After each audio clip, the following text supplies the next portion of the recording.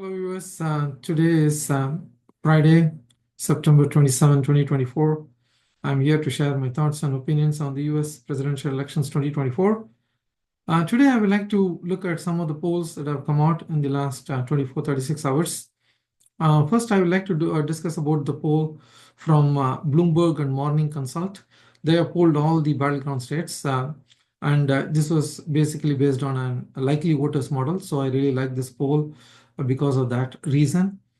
And among all the battleground states, Kamala Harris is leading in the state of Nevada by 7 percentage points, and in the state of Pennsylvania by 5 percentage points, and in Michigan, Wisconsin, and Arizona by 3 percentage points, and in North Carolina by 2 percentage points, and Georgia is tied according to this poll.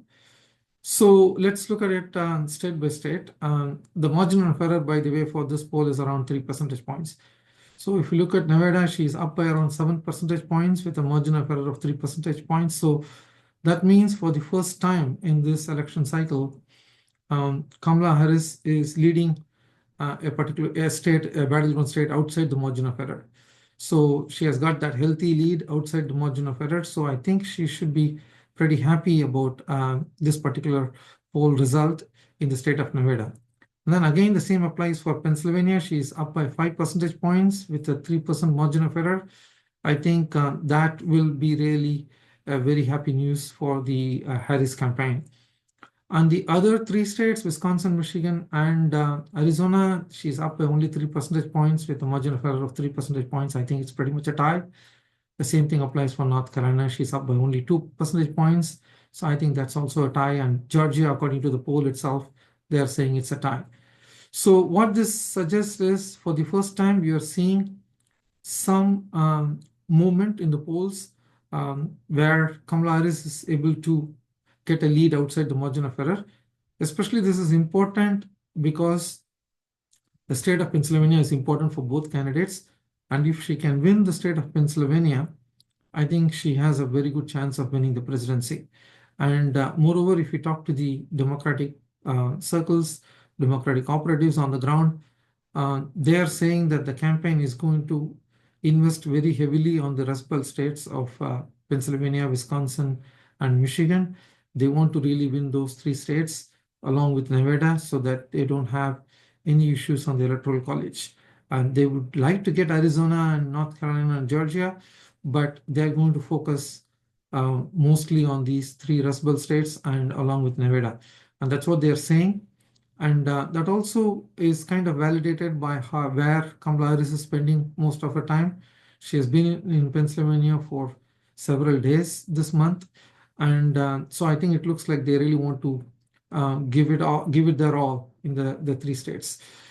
So then she has also not visited Arizona for quite some time. She is going to go today. So let's see whether that makes any difference in the next set of polls that will come out in the state of Arizona. So then moving on to another poll, and this was taken by USA Today and Suffolk University. Again, this is based on a likely voters model, so I really like that. And they polled the state of Arizona. So, and in the state of Arizona, according to that poll, Donald Trump is winning that state by 6 percentage points with a margin of error of around 3 percentage points. So this must be, again, a good news for the Trump campaign because this is the first time that Trump is leading in a battleground state outside the margin of error. On the one hand, we saw Harris winning Nevada and Pennsylvania outside the margin of error. And here in this case, Trump is winning the state of Arizona outside the margin of error, according to this poll.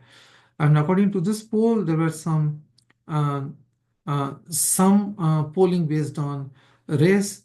And as per this poll, among the Hispanic voters, Kamala Harris is winning the Hispanic voters by 47 to 35. She has got a 12 percentage points lead. But in my view, that is slightly lower than what Biden got among Hispanic voters in 2020. So I think that's one of the reasons that she's not winning that state. Yet she's not even closer according to this poll. So, and also they polled about the issues that the people do care about in Arizona.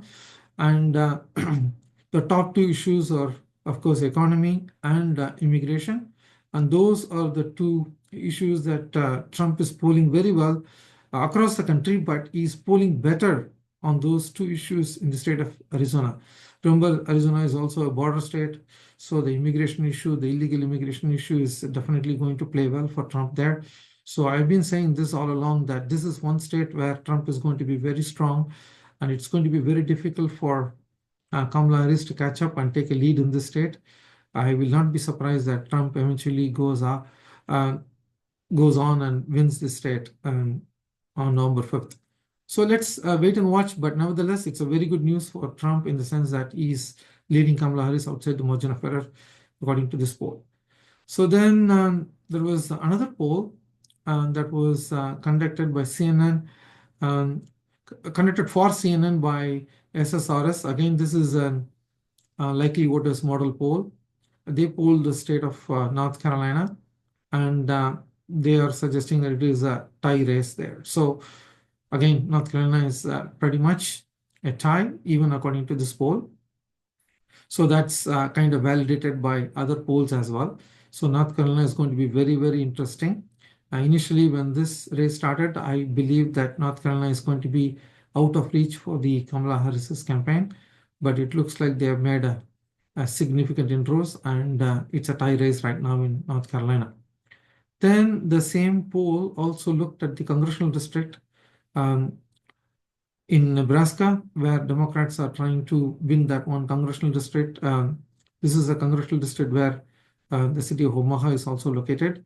So in that particular congressional district, Democrats have a 12-point lead.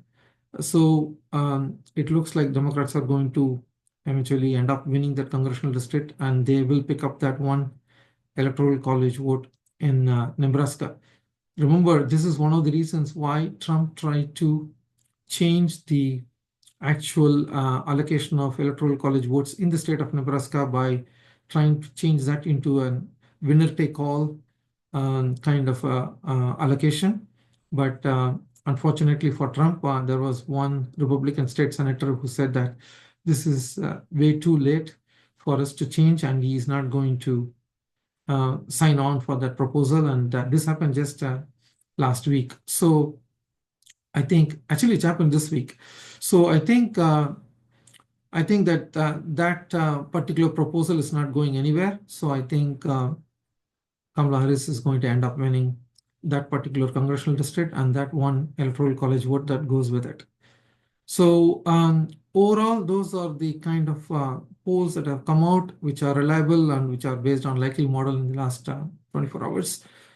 So that's it for me today. I will come back with a different episode tomorrow. Till then, take care.